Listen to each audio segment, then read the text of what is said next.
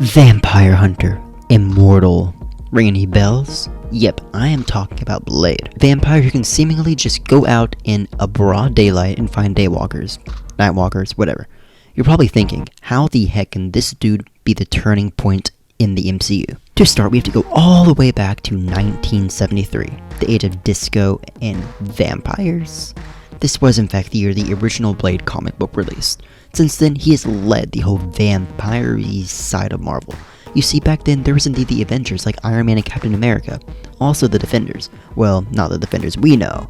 No Daredevil, but instead there was Doctor Strange, Namor, Silver Surfer, just to name a few. But then, the spice in the room, the cinnamon on top, let's hear it, the Tomb of Dracula. Marvel definitely did not invent the whole vampire idea, nor Dracula, but they took the whole next take on it. The viewers would love the dark, gritty, anti-hero-esque Blade. Oh, if only it were that simple. Blade was introduced, everyone is happy, the end. Nope. You see, I said the Tomb of Dracula, which does not have Blade in the title at all. He was actually introduced as a supporting character. It wasn't until 1994, his first solo presence in a comic titled Blade the Vampire Hunter, which would continue to run for another year. Then a couple years past that, in 1998, Wesley Snipes stole the show with the Blade's first on-screen appearance in the movie reasonably titled Blade. You see, we are going to get there eventually. Anyways, the movie was a huge box office success, grossing over $70 million worldwide. So Redline Cinema, the production company behind the movie, was like, why not make a sequel to this? And so they did. Now this brings us to the classic Blade trilogy. We cannot talk about the whole superhero genre without at least giving the original Blade movie a mention. Wesley Snipes literally killed it on the big screen. From shooting vampires and some awesome action sequences, to a great story, nothing compares to Wesley Snipes kicking some vampire butt. This literally defined the superhero genre, and started the superhero boom of the 2000s. Then Blade 2 only built off of what the original film had to offer. With a different director, it had a unique visual style, and a well thought out complex plot. I mean, he has to team up with his enemies. Just like the first movie, it also had amazing practical effects. Not as much can be said about Blade 3 though. I mean, it had Ryan Reynolds and introduced a few new characters like Dracula, but that's about it. It relied a bit too much on the CGI. But the failure of the third one is a whole different topic for another video. Psst, tell me in the comments down below if you're interested in that. Anyways, after the third movie, Blade went kind of quiet.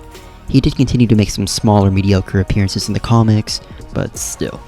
Someone else took the world by storm, someone we all know and love today. And I'd say it's more of a team, the Avengers. The hero with the cape of his own country, a god from another planet, a green giant, a tech whiz, and an agent. Nothing could go better than this. Nobody had ever seen a build-up lead up to something this great. Marvel took their sideline characters that were not their first picks. Trust me, if Marvel had the chance, they would have got Wolverine, Spider-Man, Venom, more of that kind of nature. Heroes have died. The MCU is a new beginning, and sort of a fresh opportunity to change. And it sure does alright. Blade is going to change the MCU. This is literally what I am trying to tell you, and I can prove it. You see, after Endgame, there's been a bunch of different shows that have come and gone, most of which have not done too particularly hot. Even some of the big budget ones, such as the Marvels. To put it simply, the movies were all lacking. I will say, I kinda, not gonna lie, low-key enjoyed the Marvels. But anyway, let me ask you, have you ever seen a darker MCU movie on the big screen? Yes? Name one. I'm waiting. Yeah, that's my point. I know there's somebody going, actually, Thor the Dark World. Okay, just shut up.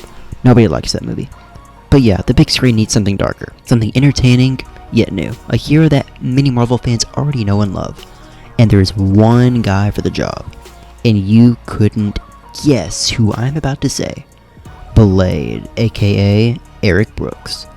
Hey, I'm not done. If that is not enough evidence for you, look at Deadpool and Wolverine. That movie did amazing, especially with all the cameos. People especially loved one cameo in particular, Blade.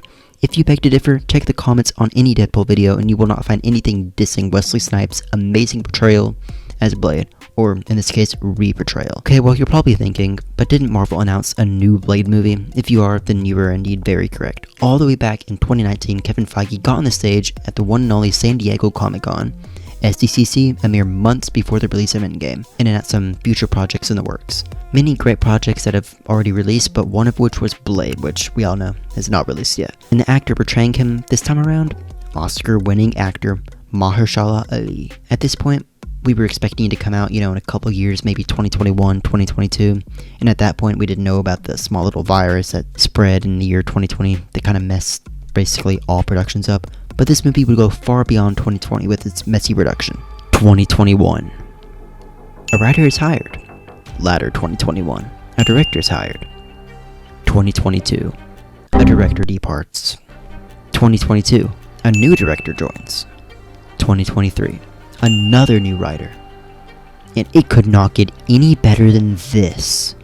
Latter 2023. Everything is in shambles, no clear direction, and even the script. Half a dozen writers have tried the movie, but there is some good news. As of now, it is Pearson in charge of the script, in which he is in charge of the upcoming Fantastic Four movie, as well as the Thunderbolts, and Black Widow, which I think is a pretty good movie except for the CGI. Come on, don't judge here. So here we are, present day. Marvel is at the chopping board, and Blade is one of the two movies on it, Armor Wars being the other. And the final decision is going to have to be made sooner or later. Well, that's all the grid I have for you today. What do you hope happens? Do you want to see the Blade movie, or do you want Marvel to focus on other types of content? Be sure to tell me in the comments below, and while you're at it, hit the subscribe button and go ahead and like the video. Either way, hopefully you enjoyed hearing the marvelous news. Get it? Like a witch's laugh. Well, anyway, see you in the next one.